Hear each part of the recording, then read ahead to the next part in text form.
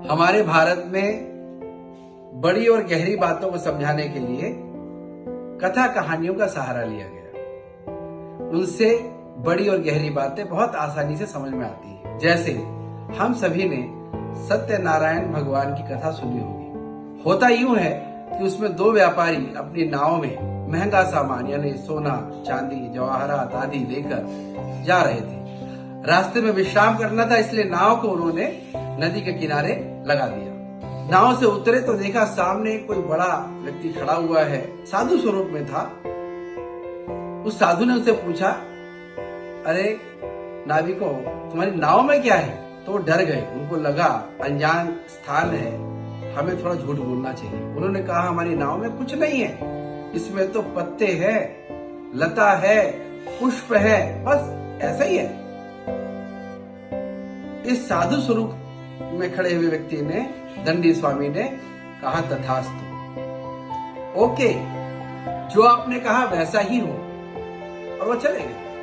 ये दोनों नाविक व्यापारी वापस गए नाव में, तो देखा जो नाव पानी के अंदर थी वो धीरे धीरे ऊपर आ गई, और खोल के देखते हैं तो जैसा कहा था वही हो गया, वही पत्ते, पुष्प। थोड़ा आश्चर्य करने लगे, अभी तक इसके अंदर सोना, चांदी, जवाहरात तक कहाँ चला गया?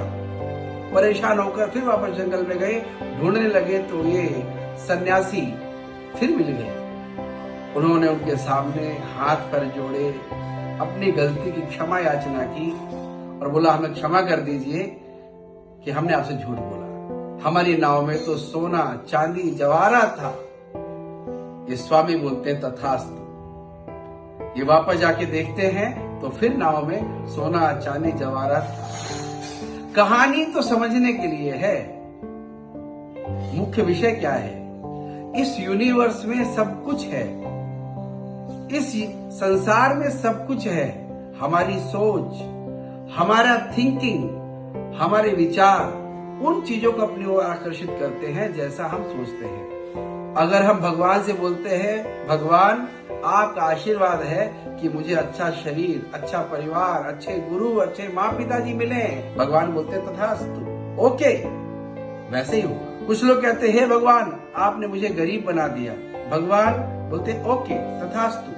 वो तो केवल तथास्तु बोलते हैं, वो दयालु है, कृपालु है। वो जैसा आप चाहते हो, जैसा आप बोलते हो, जैसा आप सोचते हो, वो केवल एक ही शब्द बोलते हैं, तथास्तु। इसलिए जब हम सुबह उठे तो सुबह उठते ही अच्छे विचारों को बोलना। इसलिए हमारे भारत में उठते ही बच्चों को सिखाया जाता है, बड़े भी करते हैं, कराग्रे वस्ते लक्ष्मी, कर मध्य सरस्वती, कर मूले तु गोविंदा, प्रभाते कर दर्शनम, समुद्र वसने देवी, पर्वतस्थन मंडले, विष्णु पत्नी नमस्तुभ्यं, पाद स्पर्शम क्षमस्व। इस प्रकार से धरती माँ को हम प्रणाम करते हैं। और उसके आगे भी क्या बोलते हैं? ब्रह्मा मुरारी त्रिपुरांतिकारी, भानु शशि भूमि सुतो बुधश्च।